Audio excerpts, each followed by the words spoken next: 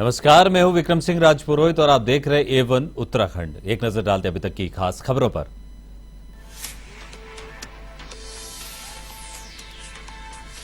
बढ़ती जनसंख्या को लेकर सीएम धामी का बड़ा बयान। प्रशासन को विशेष समुदाय के आंकड़े जुटाने के दिए निर्देश। राज्य की पहचान बनाए रखने को लेकर सरकार कर रही काम।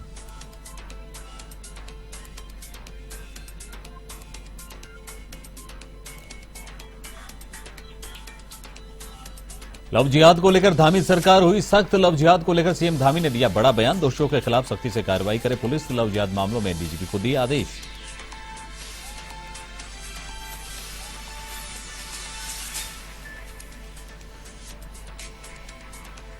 ऋषिकेश में विदेशी डेलीगेट्स देखेंगे मां गंगा की भव्य आरती। कैबिनेट मंत्री प्रेमचंद अग्रवाल ने दी जानकारी। G20 की तीसरी बैठक में शामिल होंगे विदेशी डेलीगेट्स।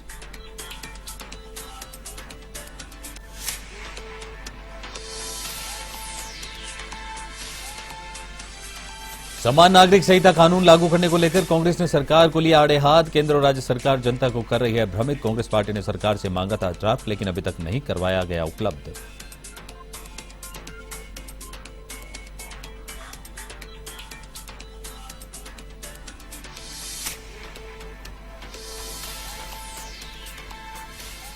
पौड़ी के अलग अलग इलाके में गुलदार के हमले। एक बच्ची सहित अधेड़ पर किया हमला। घायलों का अस्पताल में उपचार जारी। लोगों में दहशत का माहौल।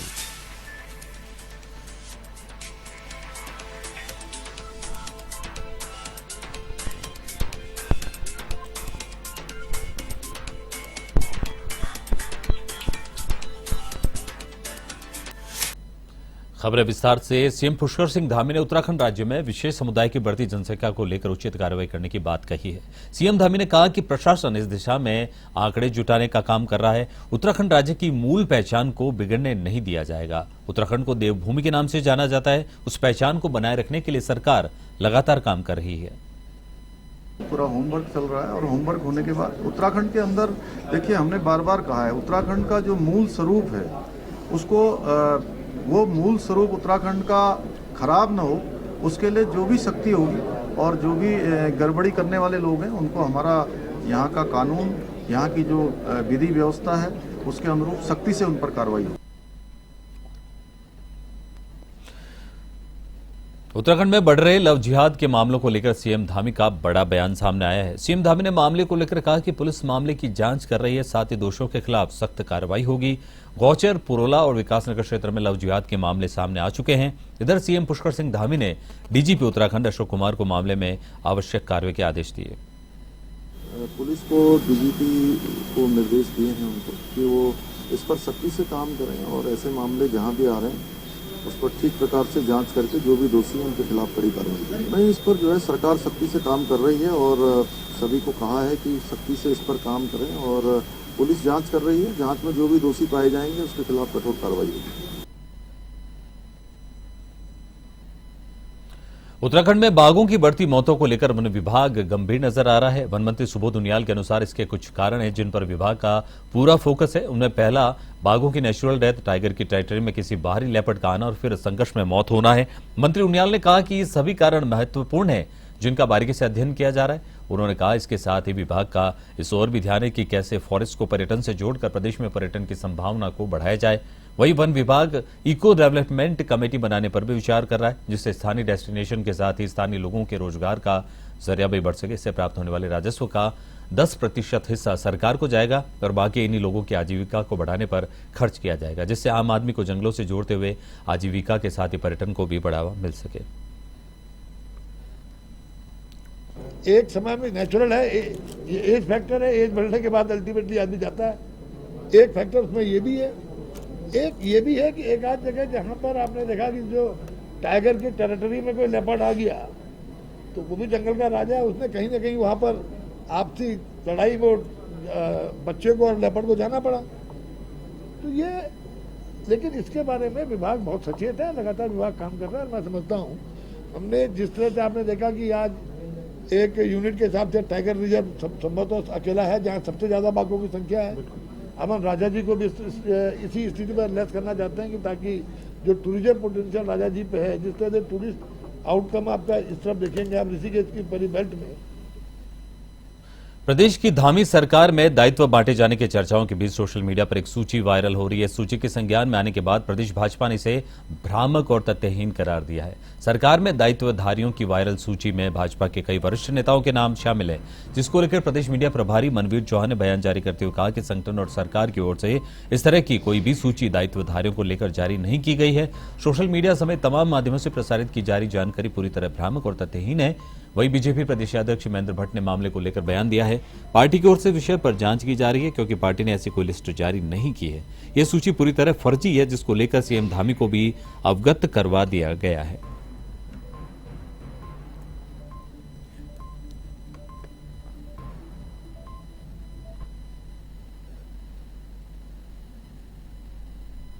पार्टी स्तर पर हमने इसकी जांच की बात की है, क्योंकि इस प्रकार की कोई सूची पार्टी द्वारा ना तो कहीं प्रेस को दी गई है, पूरी तरह फर्जी सूची है। और क्योंकि सोशल मीडिया में चलने के बाद मैंने माननीय मुख्यमंत्री से भी समझ वार्ता की है और पार्टी स्तर पर हमने जांच उसमें बिठा दी है और जो भी व्यक्ति दोषी है उसके खिलाफ कार्रवाई हम लोग करेंगे।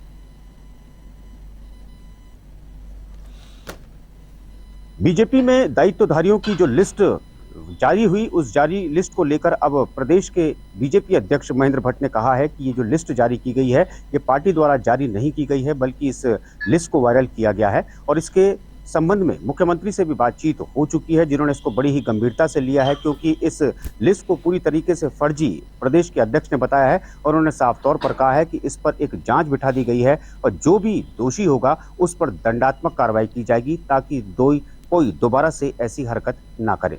देहरादून से कैमरा पर्सन आजाद के साथ एवन टीवी के लिए कैलाश मिश्र। उत्तराखंड में औद्योगिक निवेश को बढ़ावा देने के लिए प्रस्तावित निवेशक सम्मेलन के रोड शो का प्लान तैयार हो गया है। वहीं बीजेपी प्रदेश प्रवक्ता हनी पाठक ने बताया कि सिंगापुर और यूरोप में नवंबर में रोड शो किया जाएगा। इसके जरिए प्रदेश सरकार बड़े निवेशकों को राज्य में उद्योग लगाने के लिए प्रोत्साहित करेगी। प्रदेश में अक्टूबर और नवंबर में निवेशक सम्मेलन प्रस्तावित है। इससे पहले दुबई, सिंगापुर, यूरोप में भी रोड शो किया जाएगा। वहीं कांग्रेस प्रदेश प्रवक्ता शीशपाल सिंह बिष्ट ने इस सम्मेलन को लेकर सरकार पर निशाना साधा है। शीशपाल ने कहा कि राज्य में भाजपा की सरकार है और यह पहली बार नहीं है जब त्रिवेंद्र सिंह रावत प्रदेश के मुख्यमंत्री थे, तब भी राज्य में इन्वेस्टमेंट लाने के बड़े बड़े दावे किए गए थे और एक इन्वेस्टर मीट भी राज्य में हुआ था, जिसमें जनता की गाड़ी कमाई का 100 करोड़ रुपए खर्च किया गया। इसके अलावा 1.5 लाख करोड़ रुपए के निवेश का दावा भी किया गया। इस सम्मेलन का उद्घाटन पीएम मोदी ने किया था। जनता पहले भी इस तरह की जुमलेबाजी देख चुकी है और फिर वही पटकथा दोहराई जा रही है। 6 साल से राज्य में भारतीय जनता पार्टी की सरकार है और ये पहली बार नहीं कि जब इस प्रकार की बात मुख्यमंत्री कर रहे हों। पहले भी त्रिवेंद्र सिंह रावत जी जब राज्य के मुख्यमंत्री थे, उस समय भी राज्य में इन्वेस्टमेंट लाने के लिए बड़े बड़े दावे किए थे और दावे ही नहीं किए थे, एक इन्वेस्टर मीट भी हुआ था जिस पर राज्य की जनता की गाड़ी कमाई का लगभग 100 करोड़ रुपया खर्च किया गया था और 1.5 लाख करोड़ रुपए के निवेश का दावा किया था, जिसका उद्घाटन देश के प्रधानमंत्री नरेंद्र मोदी जी ने किया था। लेकिन आप देखिए, इतना समय बीतने के बाद भी वो 1.5 लाख करोड़ रुपया कहाँ है?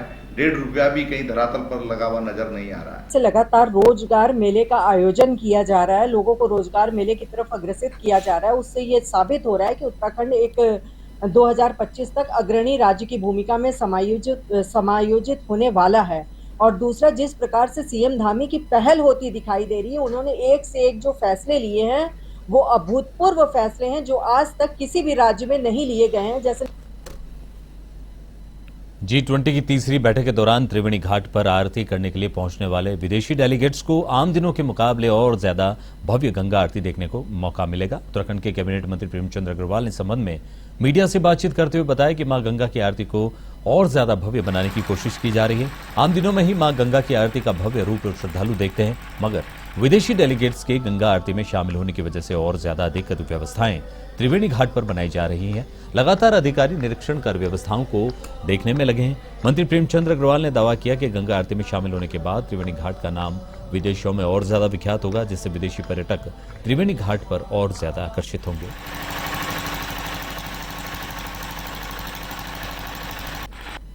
G20 का एक बैठक अभी हुई है हमारे नरेंद्र में, आप जानते ही। दूसरी बैठक भी हमारे यहाँ होनी है और अच्छी बात क्या है कि ऋषिकेश में गंगा आरती होनी है। मुझे खुशी है इस बात की कि मेरे माननीय मुख्यमंत्री से जब मेरी वार्ता हुई और उसके बाद इस बात में, इस काम में गति मिली और हम लोग कोशिश कर रहे हैं कि G20 की जो आरती है वो इस बार त्रिवेणी घाट पे हो।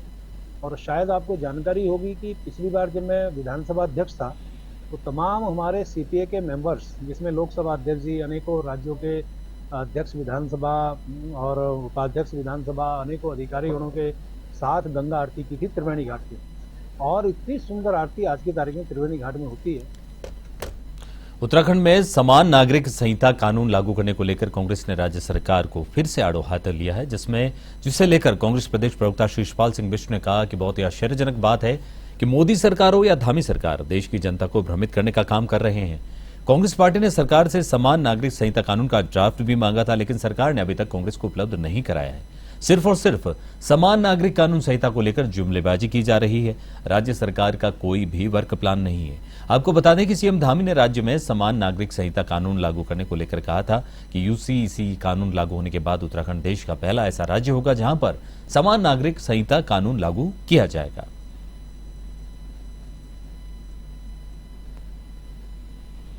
(2022) के विधानसभा चुनाव से पहले सरकार ने राज्य आंदोलनकारियों से कहा कि उनकी मांग को मान लिया गया है। कैबिनेट बैठक में बाकायदा इस प्रकार के प्रस्ताव भी पास किए गए, अनुमोदन भी दिया गया। लेकिन काशीपुर क्षेत्र और ग्रामीण क्षेत्रों में तेंदुए की दस्तक से लोग हलकान हो रहे हैं। वहीं स्थानीय प्रशासन और वन विभाग की टीम क्षेत्र के लोगों से तेंदुए की जानकारी जुटाने में लगी है। मामला 9 गजा पीर मानपुर रोड का है। यहाँ तेंदुए ने एक बकरी के बच्चे को दबोच लिया, जिसके बाद पशु मालिक ने उसे मुक्त कराया। इस दौरान पशुपालक घायल हो गए। स्थानीय लोगों ने मामले को लेकर वन विभाग को सूचना दी, जिस पर वन विभाग ने वहां पर कॉम्बलिंग कर तेंदुए को तलाशने का भरसक प्रयास किया, लेकिन सफलता हाथ नहीं लगी। इधर तेंदुए के मूवमेंट से लोगों में दहशत फैली हुई है। तहसीलदार यूसुफ अली ने कहा कि वन विभाग को निर्देशित कर दिया गया है, जहां भी तेंदुआ नजर आए वहां पिंजरे लगाए जाएंगे।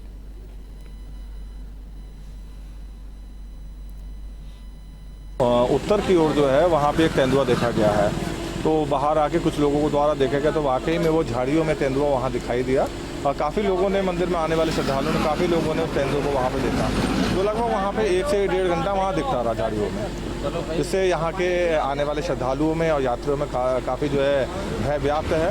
तो थोड़ा प्रशासन से ये अनुरोध किया जाएगा कि यहाँ क्योंकि भक्तों का आना जाना की आवाजाही काफ़ी रहती है, तो उसी को दृष्टिगत रखते हुए यहाँ सुरक्षा व्यवस्था के इंतजाम कराए जाए। तो आज उसी के उसमें हम चैती में अभी इधर भी आए हैं और अभी वन विभाग की टीम भी आने वाली है। तो इनके द्वारा बताया गया है कि सामने जो बाग है उसमें शायद हो सकता है, तो उसी को उसमें जो है आज उसका देख रहे हैं और कोशिश करेंगे कि यहाँ भी पिंजरा लगाएं। काशीपुर में गुरुद्वारा श्री ननकाना साहिब से खालसा फाउंडेशन के बैनर तले सिख समुदाय के लोगों ने रोष मार्च निकाला। इस दौरान लोगों ने अपने हाथों पर काली पट्टी बांध रखी थी। यह मार्च श्री ननकाना साहिब से महाराणा प्रताप चौक पर समाप्त हुआ। यहां पर नायब तहसीलदार के माध्यम से सिख समुदाय के लोगों ने राष्ट्रपति के नाम ज्ञापन सौंपा। दरअसल महाराष्ट्र में 3 सिख बच्चों के मारपीट मामले में एक बच्चे की मौत हो जाने से सिख समाज में रोष है।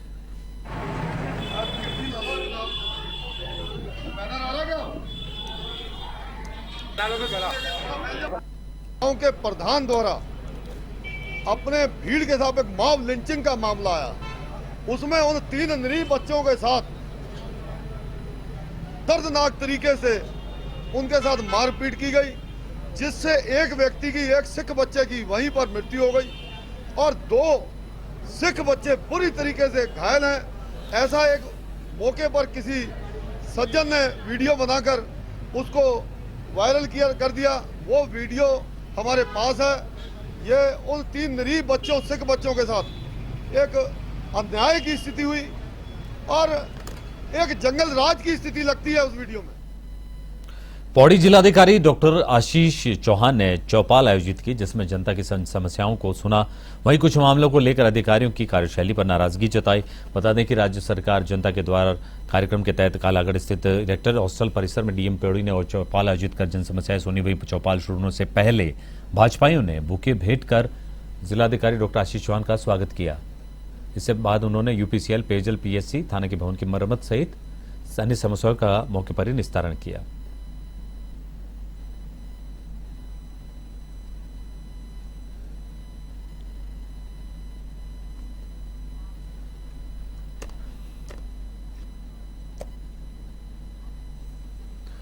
उत्तराखंड में अवैध धार्मिक स्थल और सरकारी जमीन पर अतिक्रमण ध्वस्तीकरण की कार्रवाई जारी है। दूसरी तरफ प्रदेश के पहाड़ी इलाकों में लैंड जिहाद का मुद्दा गरमाया हुआ है। जगह जगह सरकारी भूमि पर बने अवैध धार्मिक स्थलों को ढाया जा रहा है। इसी दौरान पौड़ी का एक वीडियो सोशल मीडिया पर तेजी से वायरल हो रहा है। वीडियो में एक मंदिर के अंदर बनी मजार नजर आ रही है। इधर हिंदू धर्म से आस्था रखने वाले लोग मंदिर स्वरूप में बनी इस मजार पर सवाल खड़े कर रहे हैं। साथ ही जिला प्रशासन से मांग की जा रही है कि जिला प्रशासन यह सुनिश्चित करें कि यहां अवैध निर्माण किया गया है या फिर वैध निर्माण।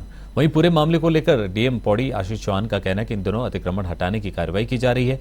मामला संज्ञान में आने के बाद वीडियो की जांच करवाई जा रही है, जिसके बाद ही वैधानिक कार्रवाई की जाएगी।